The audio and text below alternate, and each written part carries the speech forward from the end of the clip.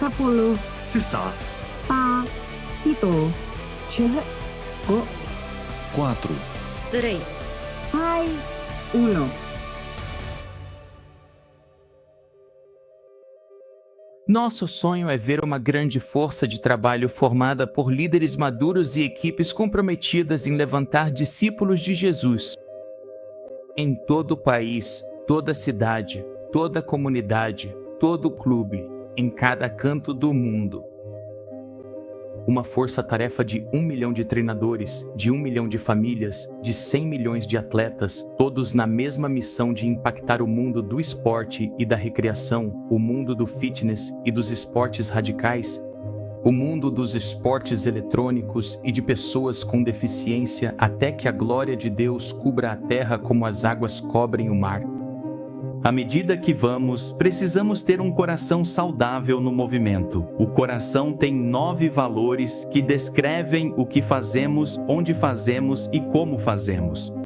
Não podemos transmitir os valores por meio de papel. É mais do que um exercício teórico. Precisamos trabalhar juntos com líderes e equipes por vários anos para harmonizar nosso coração em torno dos valores. Nós perseguimos esse sonho e carregamos esse coração como um movimento global de líderes servos do reino, voluntariando-nos com paixão para servir do local ao global. Somos altamente descentralizados, sem escritório ou orçamento, mas profundamente unidos em torno da estrutura Red 7 Go. Somos uma família com 6 irmãos, como um time de vôlei com 6 jogadores. Go Esporte, Go Play, Go Fitness, Go Ability, Go Action Esporte e Go Game. Vamos juntos, uma tribo, uma família, um time, um só corpo nessa jornada de desenvolvimento de líderes rumo à maturidade e multiplicação de discípulos. Multiplicando. Ready, set, go! Olá, amigos! Bem-vindos ao Global Arena. Estamos muito animados por vocês estarem aqui, de onde quer que estejam nos assistindo, para fazer parte de algo maior do que qualquer um de nós poderia fazer sozinho. Eu sou o Bira. E eu sou a Carissa. E não importa se você está assistindo da sala de casa, de uma igreja, de uma academia ou de uma escola, você faz parte de algo global. Para alguns de vocês, está a primeira vez ouvindo falar do movimento esportivo. Então vamos começar nos apresentando. Somos uma comunidade de pessoas que ama Jesus e esportes, e acreditamos que essas duas paixões devem andar juntas. Isso mesmo. Toda semana, mais de 5 bilhões de pessoas se conectam com esportes, jogando, assistindo, competindo ou treinando. E isso faz do esporte um dos espaços mais poderosos para influência e transformação. Por meio do movimento chamado Red 7 Go, ajudamos pessoas ao redor do mundo a usarem o esporte para fazer discípulos de Jesus onde quer que estejam. E esse é o coração do que fazemos. E isso acontece através do que chamamos de 6 modos Go, 6 maneiras únicas de viver sua fé e liderar no ambiente esportivo. Eles são como 6 irmãos da mesma família, personalidades diferentes, mas a mesma missão. Existe o Go Esportes, focado em atletas e treinadores. Go Fitness, alcançando pessoas em academias e espaços de bem-estar. Go Play, usando jogos e diversão para se conectar com famílias e comunidades. Go Action, que serve ao mundo dos esportes radicais e de ação. Go Ability, incluindo pessoas com deficiência por meio de esportes inclusivos. E Go Game, que alcança gamers online com o amor de Cristo. Juntos, esses modos nos dão uma visão completa de como Deus pode usar o esporte para alcançar todo tipo de pessoa em todo tipo de contexto. E é por isso que estamos aqui na Global Arena, para focar no que faz tudo isso prosperar. Liderança. Hoje, vamos percorrer histórias de pessoas comuns que foram chamadas para liderar. Você verá como líderes crescem, se multiplicam e transformam outros. Ao avançar, você vai perceber alguns padrões. Valores como exemplo, responsabilidade, mentoria e comunidade. Esses são o que chamamos de chaves para o desenvolvimento da liderança. Não é só teoria, mas algo vivido na prática pelos líderes reais que você vai conhecer hoje. Então, esteja você começando sua jornada, formando uma equipe ou mentoreando a próxima geração, você está no lugar certo. Liderança é sobre influência, e acreditamos que todos são chamados a liderar de alguma forma. Então vamos começar com o capítulo 1 da nossa série Chamados para Liderar, uma história que nos lembra que todos têm um chamado de influenciar mudanças.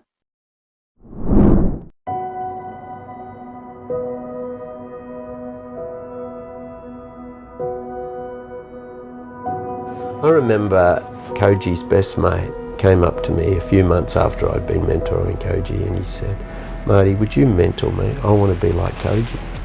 He'd seen Koji growing. And one of the things that I loved about Pavel is he always dreamed. He always wanted to do something bigger.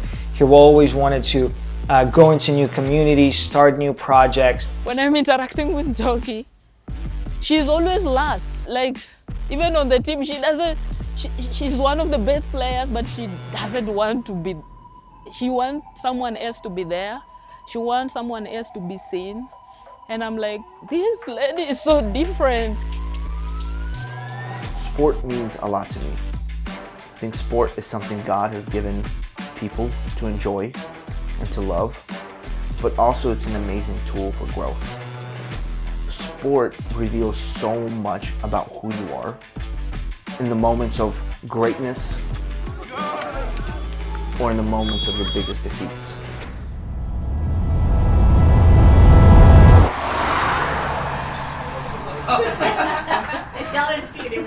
Okay, pray. Lord, thank you very much for this day, for this morning. Thank you, Jesus, for our family. My name is Pavel Kripanov. I was born in Uzbekistan. I was born in an amazing Christian home who loved the Lord, who loved Jesus, but also they love sport. One thing I love about sports, it brings people together. It's something that is so hard to explain. Yeah, it's like glue that brings communities, that brings peoples, that brings cultures and passions together.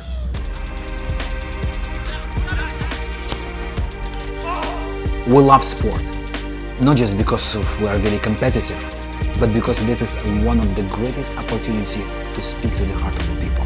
They like to play and they teach them like really good stuff like the Bible. I think being here is a learning experience where you get to get some experience of winning and losing. It's a great place to learn about your skills, how to get better. My dream is to be a soccer player. My favorite part about playing here is the people and the Bible stories.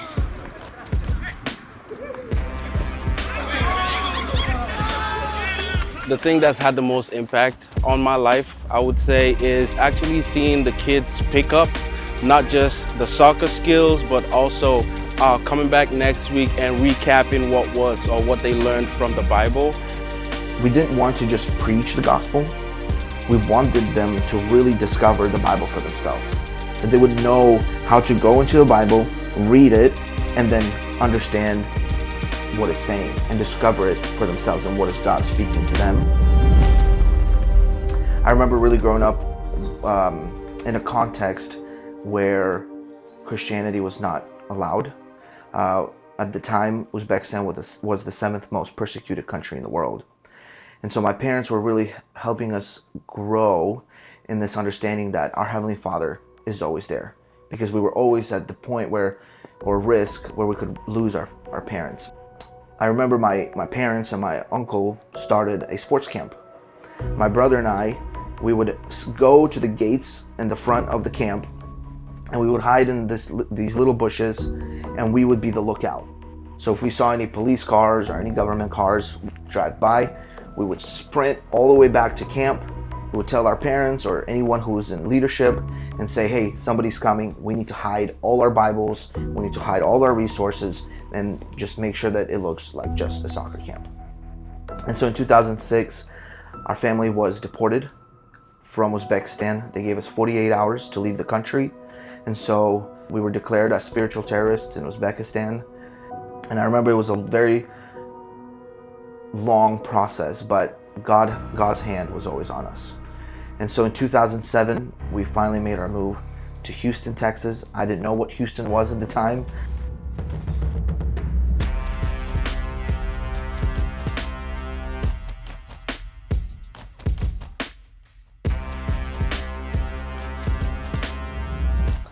I remember being a young immigrant in Houston. I remember coming to Houston for the first time, and you get this cultural shock. You come from a completely different context, you come from a completely different culture, and now you're living in this new country where you don't know the language, you don't know how people talk, you don't know how people smile. As I was growing up here in Houston, this sense of maybe I don't belong here. Maybe this is not the place where I'm supposed to be. When we got kicked out of our country, I really started wrestling with God. When we already specifically moved to Houston, I knew that we have given so much as a family to serving the Lord, starting new churches, discipling people, really sharing the gospel. And one day, everything was just gone. I was very angry with God. I really began to live in sin. And as we were driving through this community, we saw so much darkness, so much pain. We saw kids playing soccer over broken bottles and needles and drugs. And as we were driving through that, the Lord really spoke to my heart. And He said, you are heading down this path. Do you want to head down this path? Or if you walk with me, you can help these kids who are here in this context, help them come out of that. I remember that following summer, I went to a sports training school, which is called Multiply School in Ukraine and Belarus, where really I recommitted my life back to the Lord when I was 16.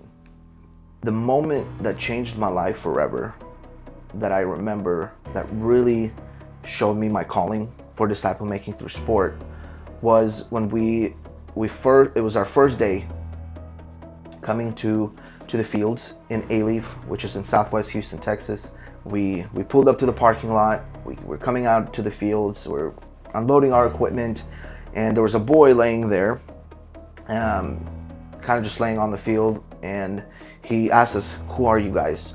And we told him, "Yeah, we're soccer coaches. I think you saw the flyer. We're gonna do soccer practice here for everybody who wants to play and loves soccer." And so then he asked a question that really stood out to me, that really changed my life. He looked at us and he said, "Are you gonna be like everybody else who comes to our refugee and immigrant community, who will take these pictures of us, will take these videos of us, and then we'll never see you again?"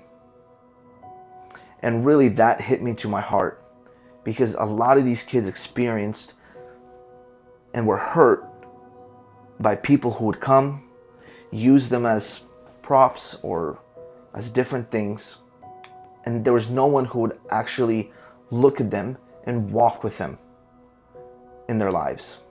And I think that was a really big turning point in my life, that I don't want to just come and run a great program. I don't want to just come and do a great event for them, and those are great things, but the main purpose is to disciple them and walk with them, and understanding that walking with them is not simple. It's not easy. But walking and equipping them and discipling them is showing up nonstop, even at times when you really don't feel like doing that. The very first one, we were very thrilled. And the reason why, because we saw like they wanted to move in some kind of places that Jesus wants to be. And that was our huge joy. But another, that was a little bit kind of the scary. The reason why, because that was the one of the unprivileged community and dangerous part of the life in Houston. But we decided that God will lead them in this context and their journey. But what really kept me going is knowing that the Lord is behind me. And when I need the words to speak, He was going to give me the words to speak. When I needed the strength to keep going, He would give me that strength. When I needed influence, He would give me influence.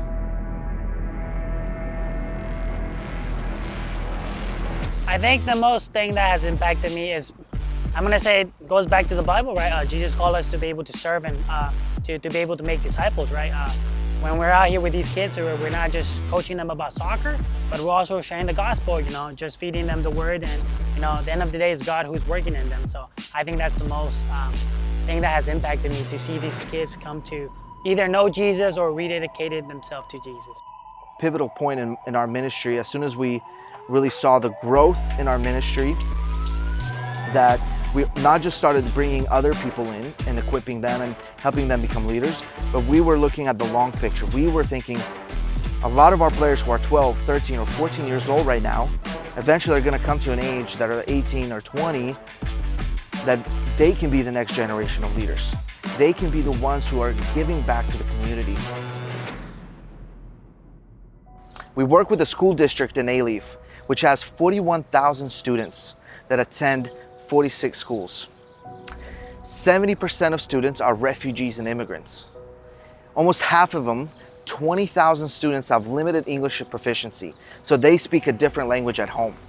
83% of students come from economically disadvantaged homes.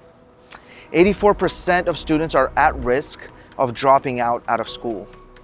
And 40% of students grow up in a fatherless or a single parent household. We want to see Houston be the city of God. We want A-Leaf to be a city of God. And one of the things that I loved about Pavel is he always dreamed. He always wanted to do something bigger. He always wanted to go into new communities, start new projects. The Lord has placed a really strong vision for myself, for our team. We work and partner with the school district here, and really our vision for the next 5 years is to be in every school of A-Leaf by 2030.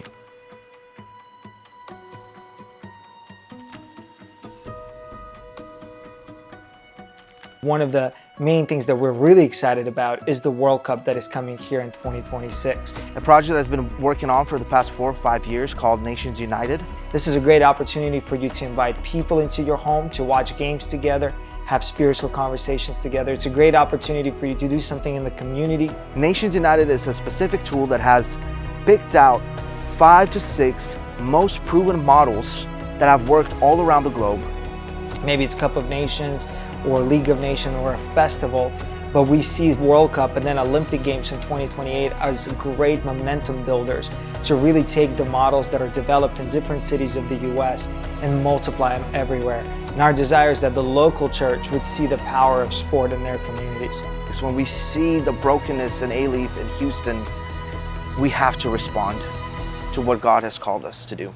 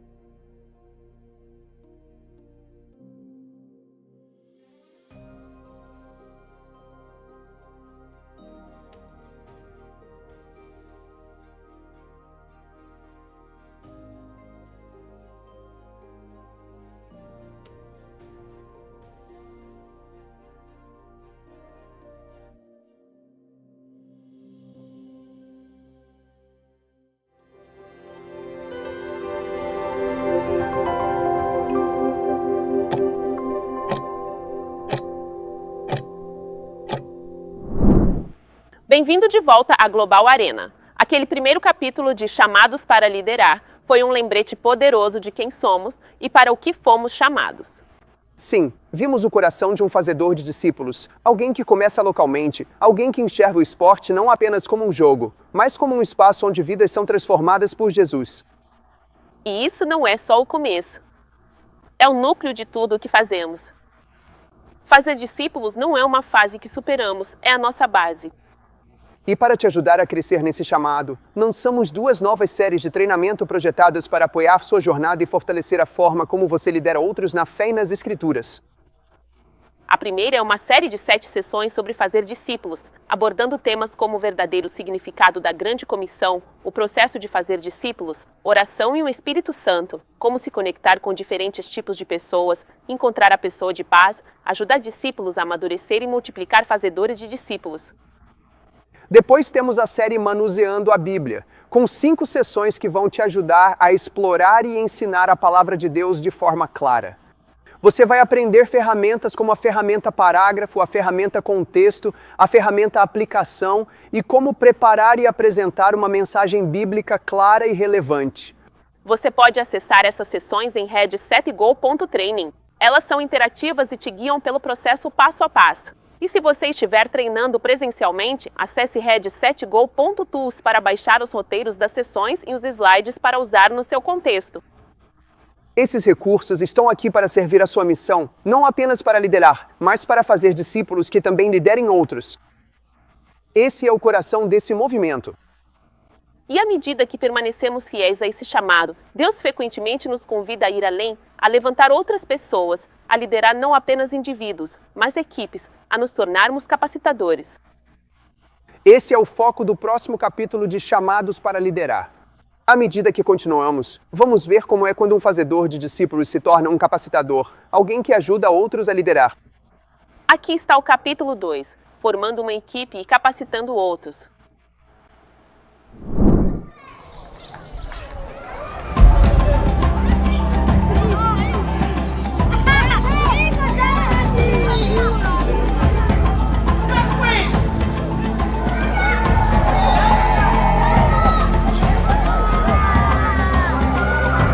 My name is Joki Zare, married to Marvin Zare. We have 2 kids, and it's been a wonderful journey of growing to know that I'm a child of God. A child of God, that's my first identity, something I had to learn. It's not sports, it's not, impressing people. First identity is as a child of God.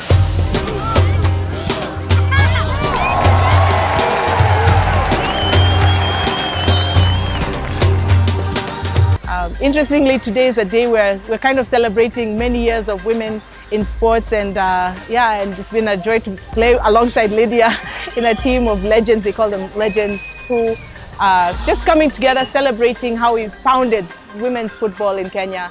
And some of these girls, I was able to also pray with them in my old team, so it's bringing back good memories, nostalgia, but good memories.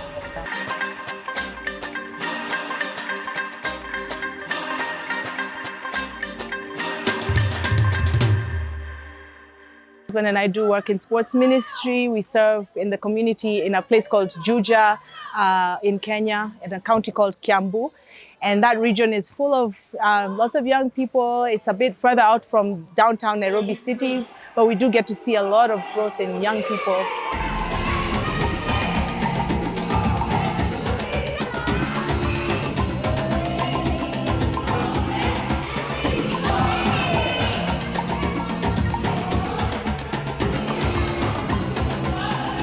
With the sports movement, it's been a long journey of knowing how to be in the different seasons, whether you're in the field, whether you're helping people outside of the field. And also one key lesson I learned was that most of the play is just to connect, but when you're actually finding a person of peace, a leader who's going to now open up the community to you, that's where the true work happens. It doesn't happen on the field, it happens outside, when you're walking home, when you're eating together, when you're condoning with somebody who's lost a loved one, when you're just being there for them in their time of need. I think that's when true discipleship happens. My name is Lydia Aswani and I come from Kenya. Yeah, Lydia is a mother of 3, a wife, And yeah, she'll be turning soon 33 years. Yes, so Lydia was born and raised in western part of Kenya. Yeah, she was a vibrant, very energetic girl growing up with her grandmom.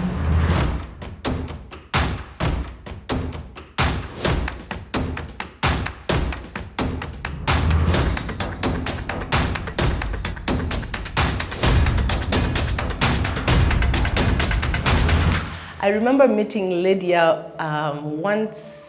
A good memory I have. I'm sure I met her before this, but a key one I remember was when we had a women's meeting at a church, and she brought some very passionate points about why women in sports, especially football, have steered away from their femininity. And this is a big topic all across the world, of course. But we discussed some of the issues surrounding, mismanagement of girls and how there's a big need for women to understand our issues and talk about them. And that space, I really picked out that she was really passionate and she has a really big heart to see change happen in the women's game. Jesus has given me an opportunity to actually represent him and bring him where athletes are. So for me, it's like, this is so sweet. Like, we don't have to stop playing to go and search him somewhere else. He's just here. So that is one of the things that I celebrate about disciple making in sports. When you bring discipleship in a space where people want to be willingly, it is natural. In sport, there is so much, it's a relational space where people love one another naturally. People it's a competition space where there is mutual love and interactions and a community.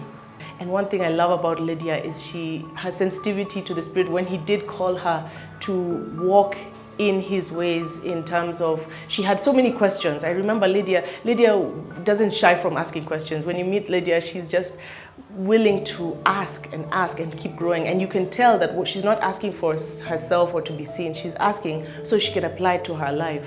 I remember when I met Joki some years back, that is the first ever woman I'll say she can lay her life down for someone else. Yes, I have seen Joki living a lifeless life for others, giving out and forgetting even herself at some point. And I never even knew her. I never knew her much, but she was always the last when we interacted. She could always put herself last.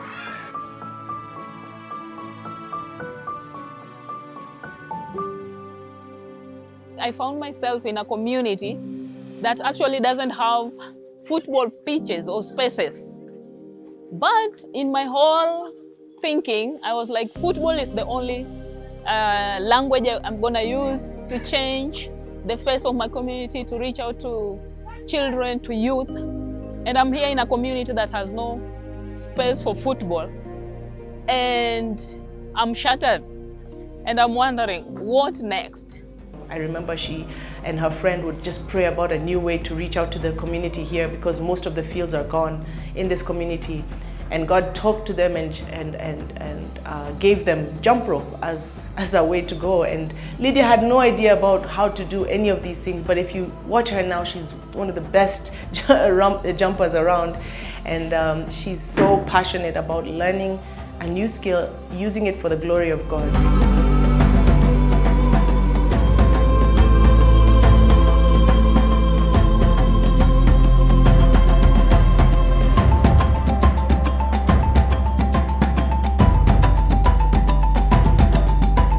Grateful that God has been with me on this journey, and He has touched some of the leaders that I've been working with and impacted them so much that to this, at this point, I can leave my program, or not even my program, our program, to them, and I can go anywhere, even 3 months, 6 months, and the program will run faithfully.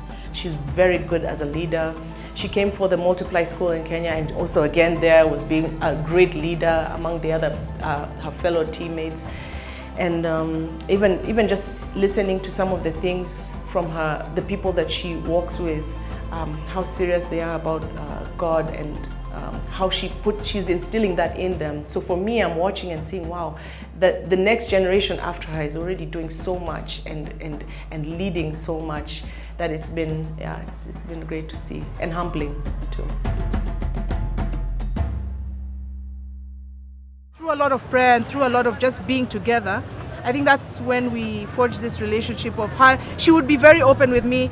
If she has something she's asking God about and she has questions about, she'd text me and say, what does this mean? You know, does God speak in this way? And I remember those would really challenge us to, you know, pray together and think about what is God saying. And so for me, that's when it began, is just through that natural, organic friendship that was really open to ask questions, but also being very willing to learn. One of the things that inspired me also to just be closer to the family is I have never felt so safe in someone's house the way I feel when I'm in Joki's house. Like, I can go anywhere, we cook together, and then the best part is we could play soccer in the house. Yeah, and that became even so natural, and also like the way they love Jesus. So I was also on the journey, like I really want to love Jesus and to know him more. So like they pray, they share Jesus with their heart out, and I'm like, I want to be like them when I grow up. And just seeing them also being a young couple and just doing things in a way, okay, they're not perfect, but doing things that you can tell, this is life, like this is real, this is genuine, like stood out for me. And I wanted friends like those ones for most of my life. So yeah, I appreciate them so much. And also like when I share with them some of little success, and they just make it look like it is not little, it is too big. Let's celebrate, like makes me want to be with them even more. Yeah.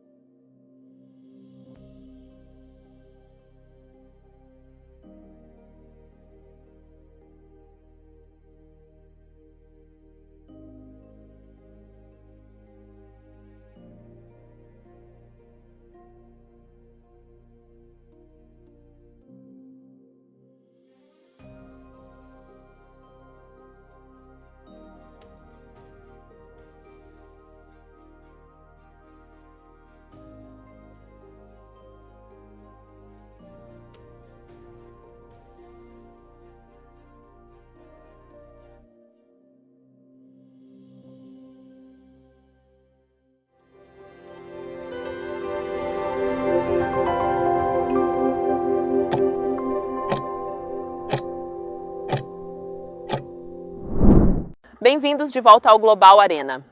Estamos na metade do Chamados para Liderar e o capítulo 2 foi uma reflexão muito significativa sobre o papel do capacitador. Sim, e é uma mudança fundamental na nossa jornada de liderança. O capacitador não é apenas alguém que sabe mais, é alguém que intencionalmente busca desenvolver outras pessoas. Os capacitadores são os treinadores, os professores, os organizadores, aqueles que ajudam as equipes a ganharem vida com propósito e estrutura. Eles enxergam potencial nos outros e dão espaço para que eles cresçam. Eles não deixam de ser fazedores de discípulos, isso sempre é a base. Mas à medida que Deus confia mais, o capacitador avança para esse próximo nível, ajudando outros a liderar, não apenas a seguir. É por isso que desenvolvemos uma nova série de construção de equipes para ajudar você a cumprir esse chamado com clareza e força. Isto inclui 3 sessões: equipes iniciantes, equipes em crescimento e equipes multiplicadoras. Cada uma delas ajuda você a lidar com questões reais de liderança, como criar uma visão compartilhada, desenvolver uma cultura saudável e formar estruturas que promovam o crescimento das pessoas. E assim como os outros conteúdos novos que compartilhamos hoje, essas sessões estão disponíveis em realizado.training, uma plataforma digital interativa onde você pode fazer cada sessão no seu próprio ritmo. E se você estiver liderando presencialmente, acesse realizado.tools para baixar os roteiros das sessões e os slides perfeitos para reuniões de equipe, workshops ou dias de treinamento. E aqui está algo que une tudo isso. Agora temos kits Live Out para cada pacote de sessões. Isso inclui os lançados hoje e também os das Global Arenas anteriores. Esses kits foram criados para ajudar você a praticar o que aprendeu. Eles estão cheios de ferramentas de aplicação prática, atividades, perguntas e etapas que ajudam você e sua equipe a transformar o conteúdo em ação. Esteja você trabalhando com formação de discípulos, estudo bíblico, construção de equipe ou qualquer outra área de liderança. Você encontrará um kit Live Out para isso em realizado.tools.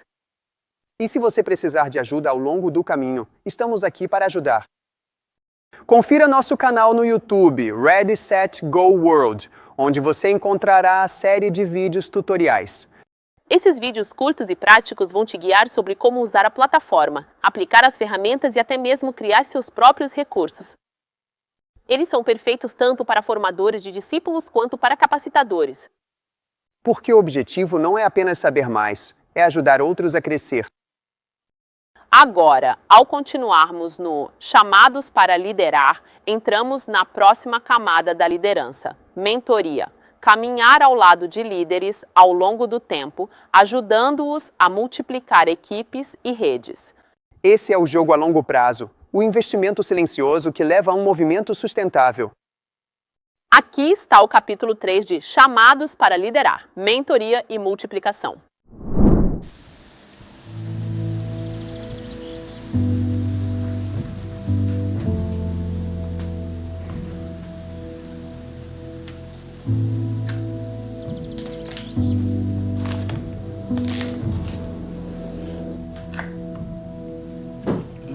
I remember Koji's best mate came up to me a few months after I'd been mentoring Koji and he said, "Marty, would you mentor me? I want to be like Koji." He'd seen Koji growing and he said, "That's what I want." And so what I want to do is, I actually think mentoring is the best way to disciple someone because it forces them to face the things that are getting in the way of them truly being who God's made them to be. So what I'm trying to do is start this mentoring movement all across Japan. We have a goal of training 500 men as mentors. And it's really for us a way to disciple men, you know, to make disciples who make disciples, to make mentors who make mentors. And we just think, like, there's one guy I'm mentoring who is now mentoring 25 Japanese guys. I mean, that's crazy. But he's just so alive and he's found his own calling. Well, I can't do what he does. He's young, the young guys love him. And so I want to train more people because I just think here's a strategy, particularly of reaching men. Do you know in Japan, only 1 in 2,000 men are in church on a Sunday. Where are they? How do we contact them? And I think they're so lonely. I think we've got to mentor these men so they can meet and mentor others. And I think we grow a movement. That's what I want to see.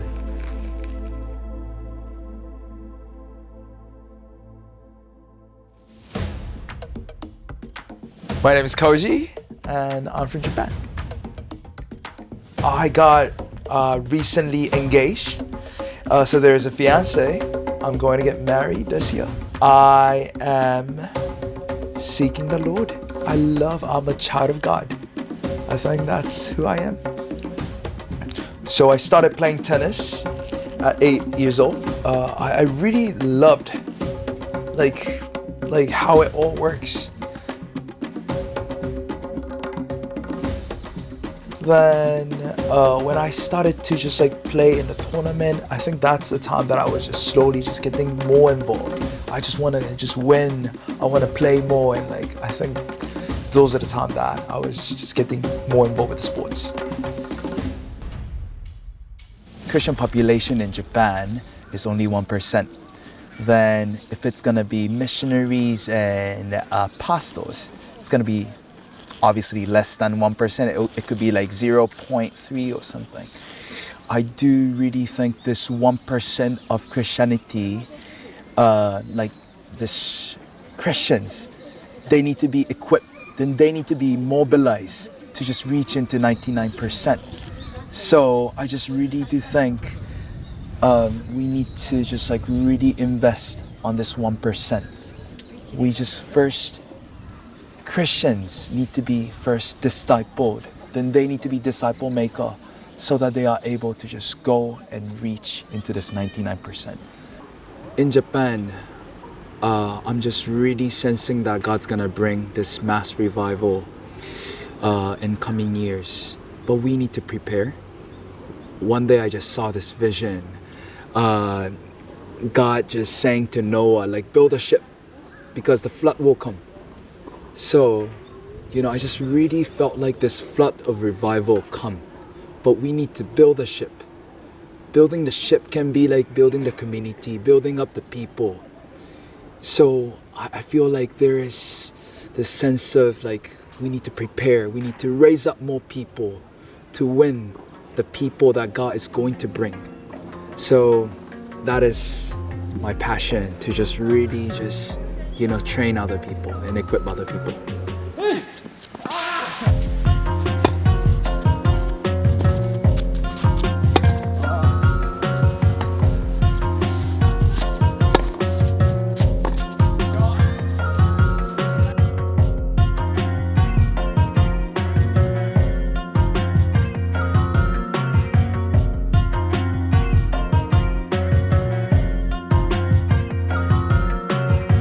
So often people think, oh, mentoring, that's really important. But I don't know if they really know what it is, because you see, to really be mentored, if someone asks me to mentor them, I really take them on. Do you really want to grow? My mentor had said to me, tell me what you don't want to tell me. Oh, I hated the question, but I loved it because it meant that I wasn't living in the dark. I didn't have a hidden life anymore. I just was willing to tell him. And I think everyone wants someone who can see them, who sees them as valuable, who can see who they can be. And they need a hand to get out of it. There's this great line that says, we don't see things as they are, we see things as we are. We're stuck in our heads so often. And mentoring just helps people, I think, move from the head to the heart. And it's a universal desire.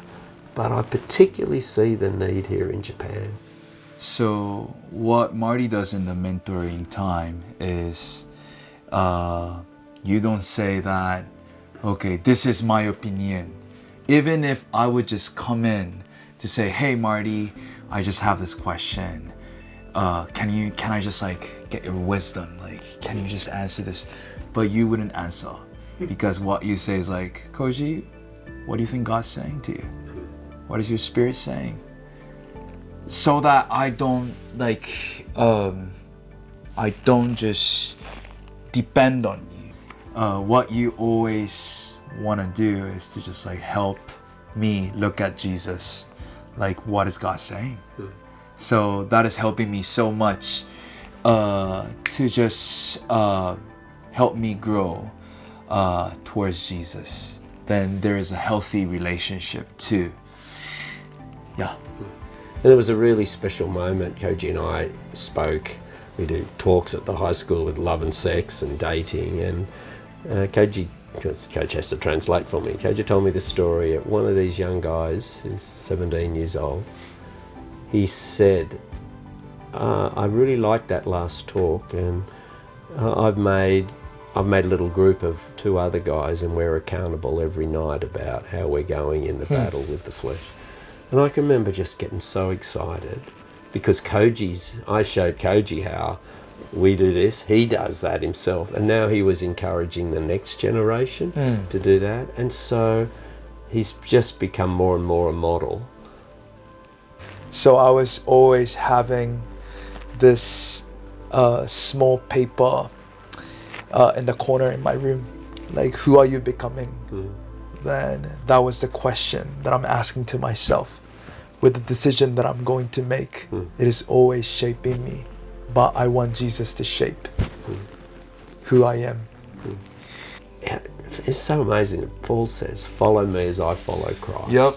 And that's what people are doing now for Koji. And you know, it's so beautiful, mate.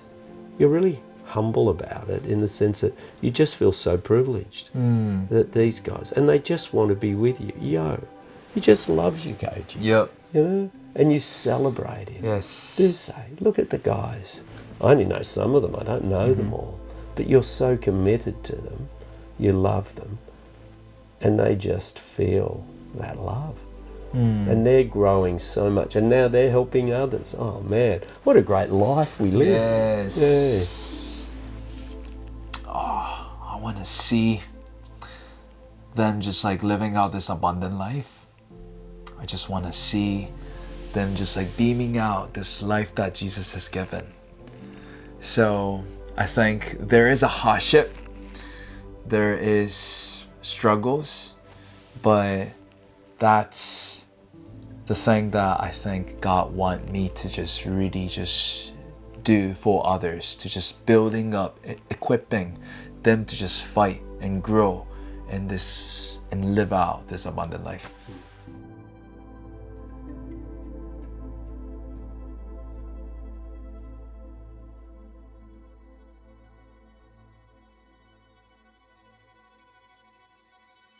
How my mentor helped me mentor other people right now is that he really saw me. I felt seen beyond what I can do, not the ability that I have, but he saw the potential in me. Then he believed in me too. So whenever I try to mentor other people, I try to just like see how God is seeing them, then the potential that they are having, they can grow so much. That's how I try to see, and that's something that I've learned from my mentor.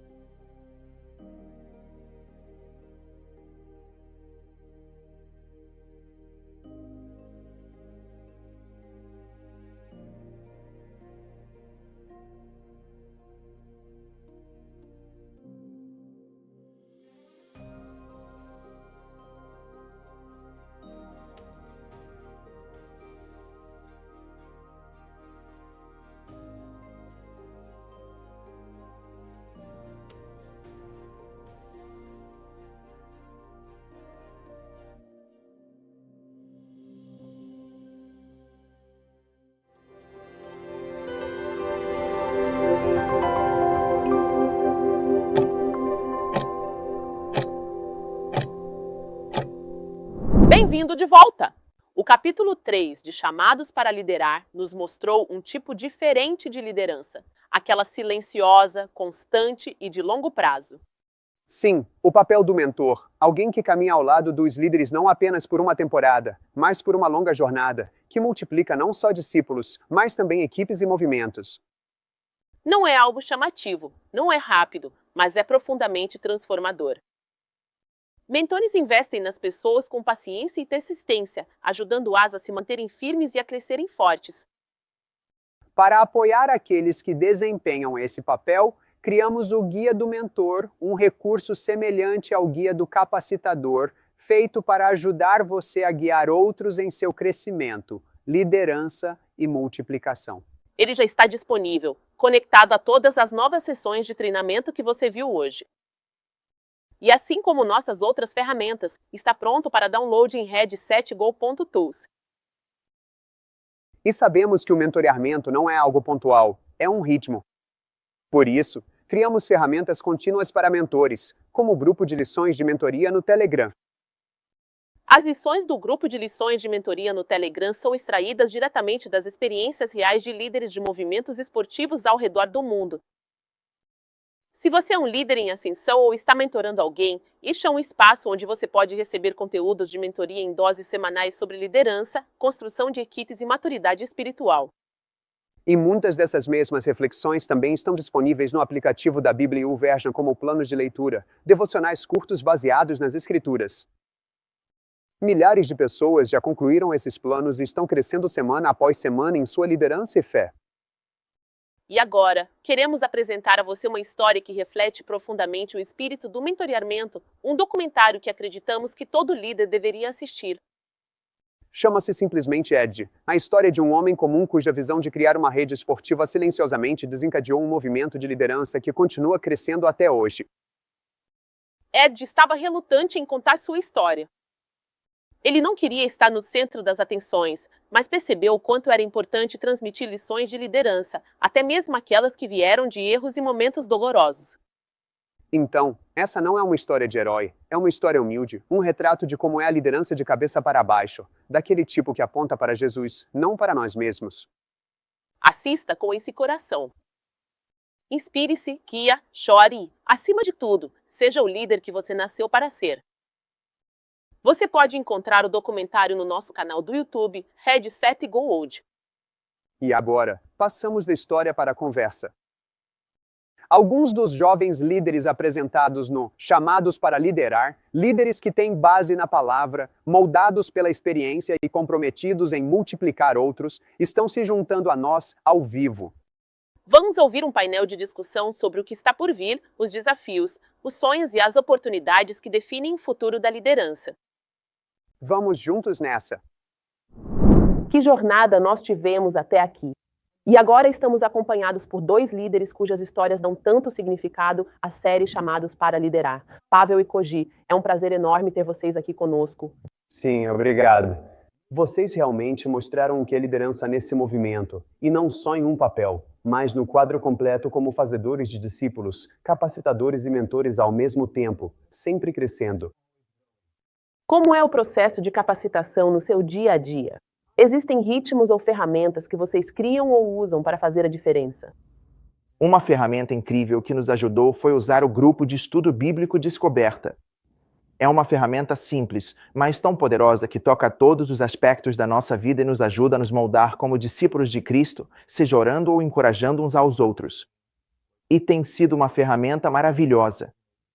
O que tem me ajudado a capacitar e desenvolver outras pessoas é fazer este relatório diário e detalhado com os meus mentorados, para que possamos avaliar de 0 a 10 como estamos no nosso relacionamento com Deus. Hoje estamos alimentando a nossa carne? Ou estamos realmente crescendo no relacionamento com Deus? Então, quando alguém se avalia com nota 2 ou 3, isso nos ajuda a perceber para que possamos prestar contas uns aos outros. Assim, podemos orar uns pelos outros. Podemos encorajar aos outros. Então isso tem me ajudado a capacitar outras pessoas e a ter essa prestação de contas. Agradeço imensamente suas respostas e compreendemos que liderar uma equipe nem sempre é uma tarefa fácil. Qual foi um erro significativo ou um momento particularmente desafiador que permitiu que você crescesse e se desenvolvesse na sua capacidade de liderança até hoje? Sim, eu acho que sempre vão acontecer muitos erros e eu já cometi vários ao longo do meu tempo. Mas acho que o maior erro que cometi foi colocar o meu ministério ao Senhor como um substituto para o meu relacionamento com Jesus. Eu costumava pensar, quanto mais eu sirvo ao Senhor, quanto mais eu sirvo aos outros, melhor é o meu relacionamento com Cristo. E só chegou um momento em que eu fiquei completamente esgotado. Foi tipo, acho que não consigo mais fazer isso. E eu realmente não entendi o porquê. Eu pensava, Senhor, eu estou te servindo o tempo todo. Mas meu copo estava vazio, até que percebi que servir ao Senhor e ter um relacionamento pessoal com Jesus são coisas diferentes, e que você precisa encher seu copo se quiser servir aos outros. Então, para mim, o que me ajudou a crescer como líder foi receber feedback. No Japão, o medo do julgamento dos outros é muito forte. É algo realmente grande, então as pessoas não costumam dar feedback, mas eu realmente valorizo meu melhor amigo. Ele sempre fala a verdade comigo, com amor.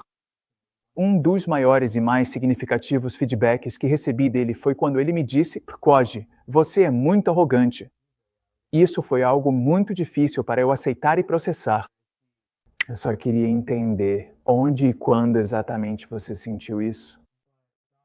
Mas isso me ajudou a ouvir do Senhor se isso era verdade ou não sobre mim. E esse processo me ajudou a crescer e refletir sobre como estou agindo.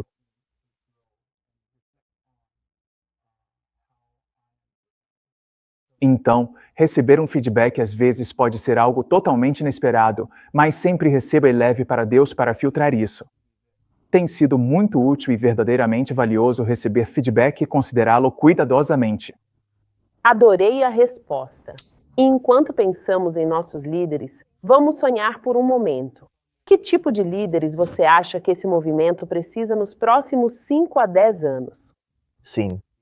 Acredito que precisamos de líderes que sejam visionários ousados e corajosos, mas também líderes que sejam práticos e capazes de trazer essas visões à realidade de forma eficaz. Acho que muitas vezes é realmente incrível sonhar muito alto e olhar para o futuro distante, mas tornar isso mais prático e como realmente chegar lá de forma concreta é um grande desafio. Desde que me lembro, nossa equipe sempre teve visões incríveis e sonhava grande, mas o que fazíamos no dia a dia parecia tão distante da nossa visão que, toda vez que realizávamos nossas tarefas e atividades, não sentíamos que estávamos nos aproximando do nosso objetivo. Por isso, acho importante termos líderes que consigam sonhar grande para o futuro, mas também líderes que consigam trazer isso para a realidade e entender como chegar. Eu quero muito ver líderes trabalhando juntos, daqui a 5 ou 10 anos. Esses são aqueles que verdadeiramente lutariam pelo reino e buscariam o reino juntos, mais do que apenas temer ao Senhor. Habilidades, todo tipo de habilidades ministeriais, esportivas e coisas assim podem vir depois, mas o coração de buscar o Senhor juntos e temer o Rei é algo que eu quero ver mais nos líderes, de fato. Esta é a nossa última pergunta. Se alguém está assistindo hoje e não tem certeza sobre sua liderança, o que você diria para encorajá-lo? Meu encorajamento seria: não espere até se sentir pronto. Comece de onde você está. O incrível da liderança é que ela não é um título. Você não precisa de contratação. A questão da liderança é servir ao seu redor do jeito que Jesus fez. Eu me lembro de quando estávamos começando nosso ministério e dirigíamos pelo bairro e pela comunidade onde víamos muitas crianças imigrantes e refugiadas jogando futebol em meio a garrafas de cerveja quebradas, drogas, seringas e tantas outras coisas. E vimos tanta dor e escuridão. E quando meus pais viram aquilo, eles nos fizeram uma pergunta simples: o que vocês vão fazer a respeito disso? E é incrível ver o que Deus fez com um simples passo de apenas começar um treino de futebol, e agora, estando no ministério há mais de 10 anos, ver a fidelidade dele durante todo esse processo. Um dos meus personagens favoritos é Moisés. Não estava pronto para o chamado. Não queria fazer. sentia-se não qualificado. E o que eu amo nessa história é que não houve um momento em que o Senhor disse: "Uau, você é incrível, Moisés, não se preocupe, você vai ser ótimo, você é um grande orador." Mas o Senhor disse: "Confie em mim, eu serei as suas palavras." É isso que eu amo nessa jornada. Deus não chama os qualificados, Ele qualifica aqueles que dizem sim para Ele. Quero muito te encorajar a ouvir atentamente do Senhor o que o Pai amado está dizendo para você agora, neste exato e precioso momento. Eu sinto que, ao invés de eu simplesmente dizer algo agora, o melhor é ouvir diretamente do Pai. O ano passado foi muito difícil para mim.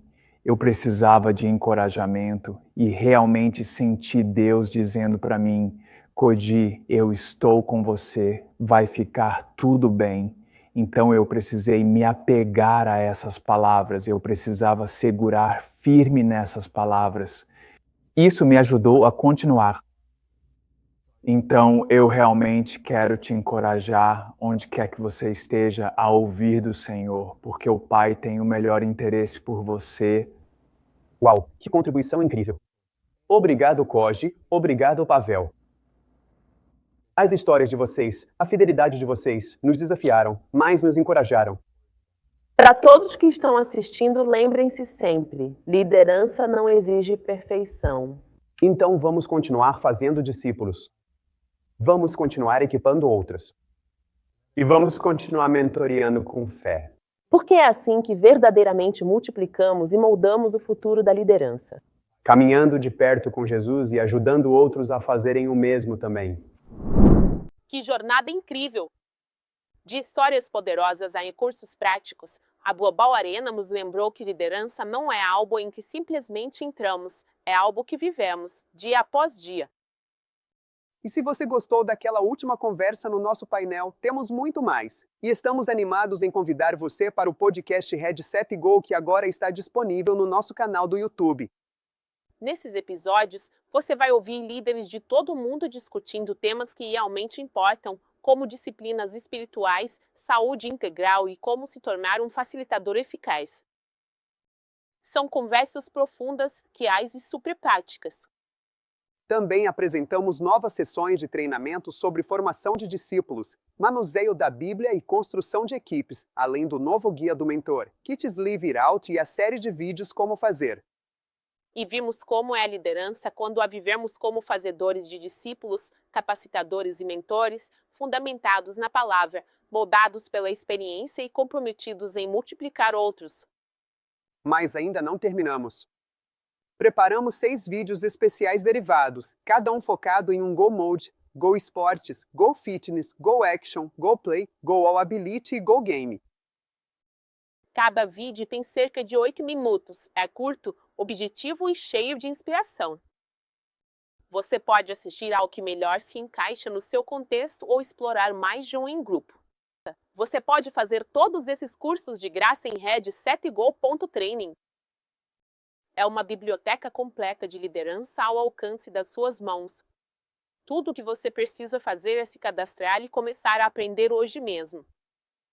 E se você quiser rever qualquer parte do evento de hoje ou compartilhar com sua equipe, toda essa experiência estará disponível em breve no nosso canal do YouTube em globalarena.org.